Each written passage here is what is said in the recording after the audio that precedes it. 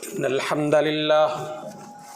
نحمده ونستعينه ونستغفره ونعوذ بالله من شرور أنفسنا ومن سيئات أعمالنا من يهده الله فلا مضل له ومن يضلله فلا هادي له وأشهد أن لا إله إلا الله وحده لا شريك له وأشهد أن محمدًا عبده ورسوله أما بعد فإن أحسن الكلام كلام الله وخير الهدي هدي محمد صلى الله عليه وسلم وشر الأمور محدثاتها وكل محدثة بدعة وكل بدعة ضلالة الضلالة في النار من يطع الله ورسوله فقد رشد واهتدى ومن يعص الله ورسوله فقد ضل وغوى اللهم صل على محمد وعلى آل محمد كما صليت على إبراهيم وعلى آل إبراهيم إنك حميد مجيد اللهم بارك على محمد وعلى آل محمد كما باركت على إبراهيم وعلى آل إبراهيم إنك حميد مجيد رب اشرح لي صدري ويسر لي أمري واحلل عقدة من لساني يفقه قولي رب زدني علما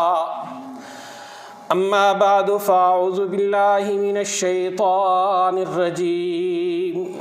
بسم الله الرحمن الرحيم اهدنا الصراط المستقيم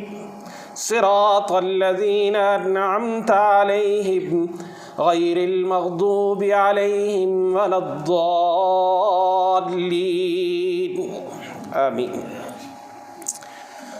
سورہ فاتحہ کا یہ حصہ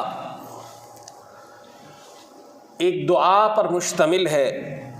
کہ ہم اللہ کی تعریف کرنے کے بعد اور اللہ کی توحید کے اقرار کے بعد اللہ سے دعا کرتے ہیں کہ اے اللہ ہمیں سیدھا راستہ دکھا دے، راستہ ان لوگوں کا جن پر اے اللہ آپ کا انعام ہوا، ان لوگوں کا راستہ نہ دکھانا جو گمراہ ہوئے اور جن پر غضب کیا گیا۔ صحیح احادیث میں اس کی تشریح یہ کی گئی ہے کہ گمراہوں سے مراد نصارہ ہیں، مسیحی ہیں، اور مغضوب علیہم سے مراد یہود ہیں، جیوز ہیں۔ اب گویا کہ ہم اللہ سے دعا کرتے ہیں کہ اللہ ہمیں ان میں سے بھی نہ بنانا، ان کے راستے پہ بھی نہ چلانا، بلکہ اے اللہ ان لوگوں کے راستے پہ چلانا جن پر تیرا انعام ہوا۔ اور وہ کون ہیں؟ النبیین والصدیقین والشہداء والصالحین۔ وہ انبیاء ہیں، صدیقین ہیں، اللہ کی راہ میں جانیں قربان کرنے والے ہیں، اور نیکی پر عمل کرنے والے صالحین ہیں۔ آج چونکہ 25 دسمبر ہے، اس دن کی کئی نسبتیں ہیں، پاکستانیوں کے لیے قائد اعظم کا ایک ریفرنس بھی ہے، مذہبی اعتبار سے کرسچنز کے لیے، مسیحیوں کے لیے یہ ایک اپنا مذہبی تہوار ہے، جو تہوار ان میں سے ہر ایک اپنے اپنے عقیدے اور نظریے کے اعتبار سے مناتا ہے۔ چونکہ ان کے ہاں بھی کئی فرقے ہیں، کئی سوچیں ہیں۔ ایک سوچ یہ پائی جاتی ہے کہ حضرت عیسیٰ علیہ الصلاۃ والسلام خود رب ہیں، اور ایک سوچ یہ پائی جاتی ہے نہیں وہ رب کے بیٹے ہیں، اور ایک سوچ یہ پائی جاتی ہے کہ نہیں ہے تو رب لیکن انسانی شکل میں سامنے آیا ہے، اور ایک تصور یہ بھی پایا جاتا ہے کہ تین رب ہیں، ایک اللہ، ایک حضرت مریم علیہ السلام اور ایک حضرت عیسیٰ علیہ السلام، باپ بیٹا اور باقی رشتے۔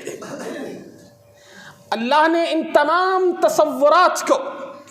قرآن حکیم میں بیان کیا اور کہا لقد کفر الذین قالوا، ان لوگوں نے کفر کیا جنہوں نے یہ باتیں کی ہیں۔ اور اسی تصور کو سامنے رکھتے ہوئے وہ اس تہوار کو مناتے ہیں۔ ایک ہے قومی تہوار، اس میں کسی کو گالی نہیں دی جاتی، لوگوں کے مذہبی تہوار جن کے اندر کسی دوسرے کے عقیدے پہ زد نہیں آتی، شاید اس میں علماء امت بہت زیادہ تساہل سے کام لیتے ہیں، لیکن وہ تہوار، وہ مناسبتیں جن میں کسی دوسرے کے عقیدے کو باقاعدہ اچھالا جائے، ان تہواروں کے بارے میں ہمیں متنبہ کیا گیا ہے کہ ہمیں ہرگز نہ ان میں شامل ہونا ہے، نہ ان کی تائید کرنا ہے، اور نہ ان کے لیے کوئی فیسیلیٹیشن کرنا ہے، کیونکہ حبیب کبریا صلی اللہ علیہ وسلم نے ارشاد فرمایا من تشبہ بقوم فہو منہم، جس نے کسی قوم سے مشابہت کی گویا کہ وہ انہی میں سے تصور ہوگا۔ چونکہ کرسمس کے پیچھے تصور کیا ہے؟ میلاد مسیح، حضرت عیسیٰ علیہ السلام کا یوم پیدائش۔ ابتدا میں مسیحیت کی تاریخ بتلاتی ہے کہ یہ میلاد نہیں تھا، یہ کرسمس نہیں تھا، عام ایام کی طرح دن گزرتے تھے۔ پھر بعد میں ان کے ہاں بھی جیسے ہمارے ہاں مسلمانوں میں بہت ساری چیزیں بدعات کی صورت میں سرایت کر جاتی ہیں، اسی طرح ان کے ہاں بھی سرایت کرتی چلی گئیں۔ انہوں نے اس کو ایک تہوار بنایا، پھر اس تہوار کے لیے انتظامات کیے، جھوٹ پر مبنی بعض ارینجمنٹس کیے۔ بعد کے تصورات میں سینٹا کلاس کا جو تصور ہے کہ جی رات کو وہ آتا ہے، کہیں اس نے جنگلات میں کہیں دور اس نے فیکٹریاں لگائی ہوئی ہیں، وہاں وہ بچوں کے لیے کھلونے تیار کرتا ہے، رات کو لا کر وہ آپ کی چھت سے آ کر آپ کے کچن میں داخل ہو کر کہیں سے آ کر وہ بچوں کو کھلونے دے کے چلا جاتا ہے۔ وہ بھی جانتے ہیں کہ یہ جھوٹی کہانی ہے، لیکن جڑے ہوئے ہیں اس کے ساتھ، اس کو ایک عقیدہ، مذہب، تصور اور ایمان کی حد تک لے کر چلتے ہیں۔ کوئی اپنا عقیدہ اختیار کرے، مجھے کوئی اعتراض نہیں، چونکہ میرے قرآن نے مجھے اصول دے دیا، لکم دینکم ولی دین، تمہیں تمہارا دین مبارک، مجھے میرا دین مبارک، تم جس راستے پہ چلنا چاہتے ہو چلو، مجھے کوئی اعتراض نہیں ہے۔ آپ اپنے گھر میں، آپ اپنے چرچ میں، آپ اپنی عبادت گاہوں میں، آپ اپنی بستیوں میں جو چاہو کرو، ملک کے قانون میں اگر اجازت ہے تو آپ کیجئے، مجھے کوئی اعتراض نہیں ہے۔ مجھے اعتراض اس وقت ہوگا کہ جب ایک مسلمان بھی یہی کہے ہے ہیپی کرسمس، گویا کہ وہ یہ کہہ رہا ہے کہ العیاذ باللہ، اللہ معاف کر دے، اللہ تعالی ہمارے ان نقل کفر کے الفاظ کو معاف کر دے، گویا کہ وہ یہ مان رہا ہے کہ جو ان کا تصور ہے میں اسی تصور کے مطابق تمہیں مبارکباد دے رہا ہوں۔ اور ان کا تصور کیا ہے کہ العیاذ باللہ وہ اللہ کے بیٹے ہیں، یا اللہ کا حصہ ہیں، یا خود اللہ ہیں۔ اور یہ تینوں تصورات اللہ تعالیٰ قرآن حکیم میں اتنی سخت بات فرماتے ہیں سورہ مریم کے اندر کہ وَقَالُوا اتَّخَذَ الرَّحْمَنُ وَلَدًا، ان لوگوں نے کہا کہ رحمان نے اپنی اولاد بنا لی ہے، کسی کو اپنا بیٹا بنا لیا ہے۔ اللہ فرماتے ہیں لَقَدْ جِئْتُمْ شَيْئًا إِدًّا تَكَادُ السَّمَاوَاتُ يَتَفَطَّرْنَ مِنْهُ وَتَنشَقُّ الْأَرْضُ وَتَخِرُّ الْجِبَالُ هَدًّا۔ اتنی بڑی بات کی ہے انہوں نے، ظالموں نے، آسمان اس آواز کو سن کر چاہتا ہے کہ اس کا کلیجہ پھٹ جائے. وَتَنشَقُّ الْأَرْضُ، زمین چاہتی ہے کہ میں ریزہ ریزہ ہو کر پھٹ جاؤں. وَتَخِرُّ الْجِبَالُ هَدًّا، ان الفاظ کے اندر میں معنی نہ بھی کروں، ان لفظوں کے اندر معنی صاف واضح ہے. وَتَخِرُّ الْجِبَالُ هَدًّا، پہاڑ ان لفظوں کو سن کر کہتے ہیں ہم ریزہ ریزہ کیوں نہ ہو گئے. لیکن آج کا مسلمان ان کو عام کلچرل باتیں لے کر اس طرح ایکسپٹ کیے جا رہا ہے کہ مسلمانوں کی دکانوں پر، ان کی مارکیٹوں میں، ان کے محلوں میں، ان کے اداروں میں یہ سارے کے سارا کھلواڑ ہو رہا ہے. اور کئی ناہنجار ناسمجھ لوگ محض دنیاوی مفادات کے لیے، ان چیزوں کے لیے کہیں آگے نکل جاتے ہیں. جیسے میں نے کہا، اگر وہ اپنے طور پر کوئی شخص اپنے عقیدے پہ عمل کرتا ہے، ہم کوئی اعتراض کرنے والے نہیں، ہمیں کوئی حق حاصل نہیں. لیکن وہ میری نسل کو، وہ کلمہ پڑھنے والوں کو، وہ مسلمانوں کو اس بات پر مجبور کریں، اس بات پر آمادہ کریں، اس بات میں شامل کریں کہ وہ بھی اس کا حصہ بن جائیں. آہستہ آہستہ ان کے ذہنوں میں بھی تصور یہی ہو کہ یہ بھی ایک تہوار ہی ہے، اس سے زیادہ تو کچھ نہیں ہے. یہ تہوار نہیں ہے، یہ ایک عقیدہ ہے، یہ ایک نظریہ ہے. اور اس لیے دیکھتے ہیں کہ رسول کریم صلی اللہ علیہ وسلم جہاں بات عقیدے کی آتی تھی، جہاں بات نظریے کی آتی تھی، وہاں رسول اللہ صلی اللہ علیہ وسلم تربیت اپنی امت کی کیسے کرتے. حضرت عبداللہ ابن عمرو ابن العاص رضی اللہ عنہما رسول اللہ صلی اللہ علیہ وسلم کے بڑے نیک اور مقرب ترین صحابہ میں سے ایک ہیں. ان کا بیان محدثین نے نقل کیا ہے کہ انہوں نے فرمایا کہ اگر کوئی شخص مسلمانوں کی بستیوں میں، مسلمانوں کے ملکوں میں نیروز کا یا دیگر جو کفار کے تہوار ہیں ان کے اہتمام کرتا ہے، ان سے مشابہت کرتا ہے، اور اسی حالت میں وہ مر جاتا ہے، تو کل قیامت کے روز اس کا حشر انہی لوگوں کے ساتھ ہوگا. کل قیامت کے روز اس کا حشر انہی لوگوں کے ساتھ ہوگا. اب یہ اتنا بڑا فتویٰ انہوں نے دیا، اس کے پیچھے قصہ سناتا ہوں. اور وہ واقعہ امام مسلم رحمہ اللہ نے دو مختلف احادیث میں بیان کیا ہے کہ ایک مرتبہ یہی عبداللہ ابن عمرو ابن العاص رضی اللہ عنہما یہ رسول اللہ صلی اللہ علیہ وسلم کے سامنے آئے تو کہتے ہیں کہ میں نے دو زرد رنگ کی، زعفرانی کلر کی چادریں پہنی ہوئی تھیں. یعنی کوئی خاص رنگ تھا، خاص انداز تھا، اسی انداز سے میں نے پہنا ہوا تھا. اور چونکہ وہ خاص مذہبی لباس تھا یہود کا. ویسے یہ ذہن میں رکھ لیجئے کہ لباس کے معاملے میں جس چیز کے اندر حیا ہو، پردہ ہو، اسراف نہ ہو، وہ پہننا جائز ہے. قمیص شلوار ہو، پینٹ شرٹ ہو، وہ دھوتی ہو، چادر ہو، کسی بھی طرح کا لباس ہو، اگر اس کے اندر بے پردگی نہیں ہے وہ جائز ہے. علماء امت کا تقریباً اس پر اتفاق ہے. لیکن اگر کوئی کسی دوسرے دین والوں کا، فرقے والوں کی بات نہ کیجیے گا، چونکہ یہاں بدقسمتی سے مسلمان کفار کی آیتیں اٹھا کر مسلمانوں پہ فٹ کر دیتے ہیں. کسی دوسرے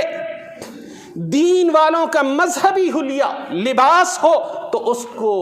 اختیار کرنے سے، پہننے سے ہمیں منع کیا گیا، کیونکہ رسول اللہ صلی اللہ علیہ وسلم نے اصول بیان کر دیا، من تشبہ بقوم فہو منہم، جس نے کسی قوم سے مشابہت اختیار کی وہ انہی میں سے تصور ہوگا. تو عبداللہ ابن عمرو ابن العاص رضی اللہ عنہما کہتے ہیں کہ میں نے وہ دو چادریں زرد رنگ کی زعفرانی انداز کی پہنی ہوئی تھی. رسول اللہ صلی اللہ علیہ وسلم نے دیکھ کر کہا ان ھذہ من ثیاب الکفار فلا تلبسہما یا فلا تلبسھا، کہ یہ کفار کا لباس ہے تم مت پہنو. کیونکہ مدینے میں ایک ہی جگہ رہ رہے ہیں یہود بھی مسلمان بھی. اب اگر آپ وہی لباس پہنو گے جو یہودیوں نے پہنا ہوا ہے تو دیکھنے والا تو یہی سمجھے گا کہ آپ بھی یہودی ہیں. تو فرمایا یہ کفار کا لباس ہے تو مت پہنو. میں پھر واضح کر دوں کہ یہ جو جائز لباس ہیں یہ اس وقت پوری دنیا میں انسانوں کی مشترکہ میراث بن چکے ہیں. کوئی انگریز کا لباس نہیں، کوئی ایشین کا نہیں. ہاں ان میں بنیادی اصول سامنے ضرور رکھیے، بے پردگی نہ ہو، اسراف نہ ہو، دکھلاوا نہ ہو، اور اسی طرح یہ کہ وہ کسی خاص مذہب کی پہچان نہ ہو. اب یہ خاص مذہب کی پہچان تھی. رسول اللہ صلی اللہ علیہ وسلم نے یہ بات کہی. دوسری روایت میں آیا کہ آپ نے پوچھا اُمُّکَ أَمَرَتْكَ بِهَذَا، اے عبداللہ جوان ہو، لگتا ہے اماں جی نے کہا ہوگا، پیارے لگتے ہیں نا بیٹے ماؤں کو، ماں نے کہا ہوگا بیٹا پہن لے بہت خوبصورت لگ رہا ہے. تو وہ کہتے ہیں کہ میں نے پھر جواباً رسول اللہ صلی اللہ علیہ وسلم کو بتلایا، جو بھی کیفیت تھی اس کا ذکر چونکہ ہمیں اجمالاً ملتا ہے. تو فوراً کہتے ہیں میں نے رسول اللہ صلی اللہ علیہ وسلم سے کہا چونکہ اس کپڑے کے اوپر جو رنگ چڑھا ہے یہ عارضی ہے،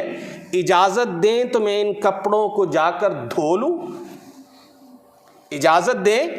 تو میں کپڑے دھو لوں، ان کے اوپر لگا ہوا رنگ اتر جائے گا، میں پھر پہن لوں. اب آپ کو معلوم ہے وہ دور کون سا دور ہے کہ جس کے بارے میں صحابہ کہتے ہیں بعض اوقات کسی کے پاس ایک سے زیادہ کپڑا بھی نہیں ہوتا تھا. بعض اوقات دفن کرنے کے لیے لے کر جاتے، شہداء کے اوپر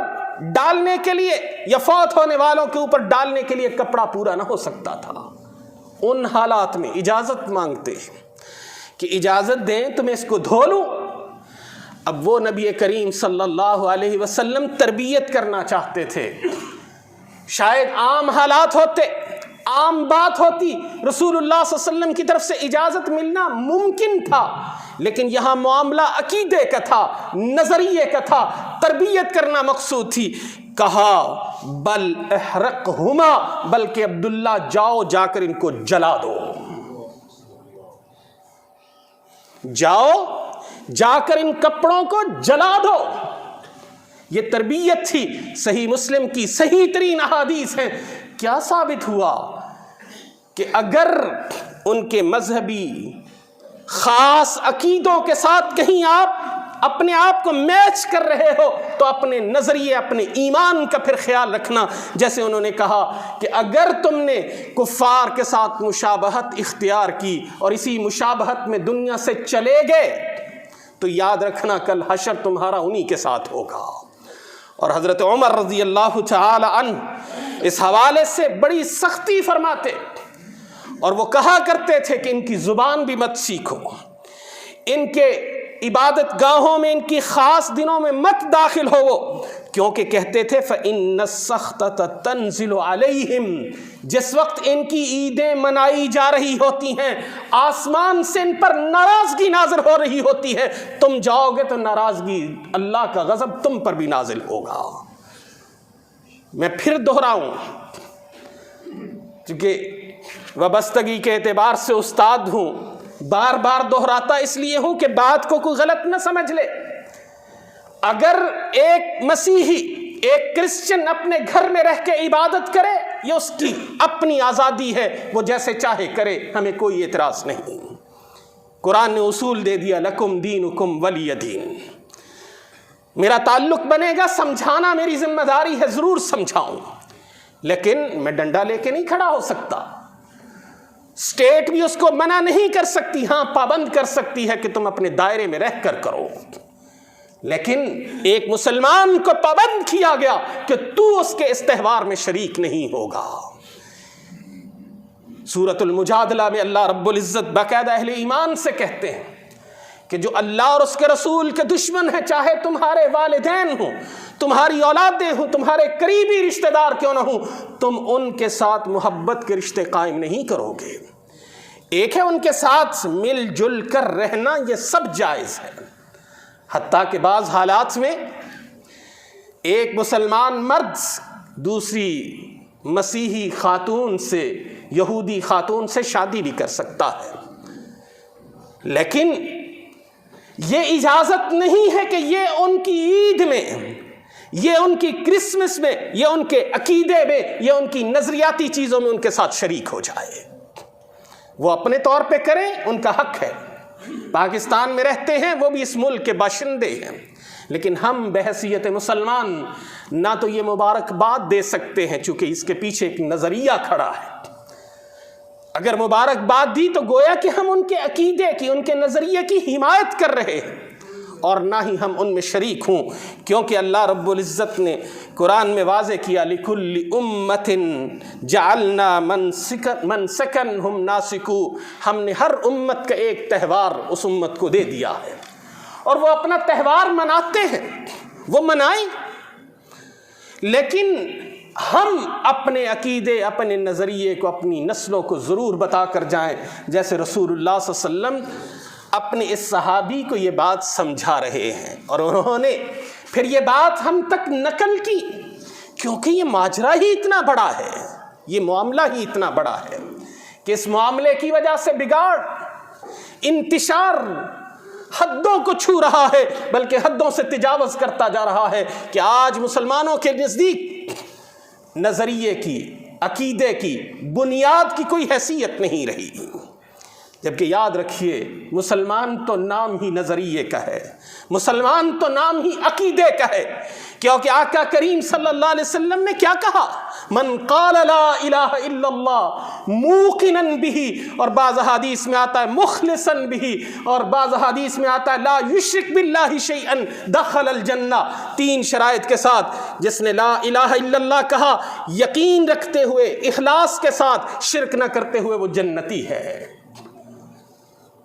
میں تو نظریہ ہوں، مسلمان تو ایک عقیدے کا نام ہے، تو یہ عقیدے پر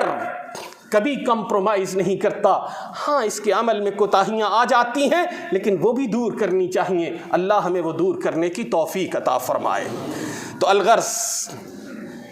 کرسمس کا تہوار ان کا مذہبی تہوار ہے، اس کے پیچھے ان کا یہ نظریہ کار فرما ہے کہ عیسیٰ علیہ السلام پیدا ہوئے، بحیثیت رب انسانی شکل میں آئے، وہ رب کے بیٹے بنے، یا خود رب تھے، یا تین میں سے ایک تھے، یہ سارے نظریات کی اللہ رب العزت نے قرآن میں نفی کی ہے۔ اس لیے ہمیں چاہیے کہ ہم وہ تہوار اپنی جگہ پہ منائیں،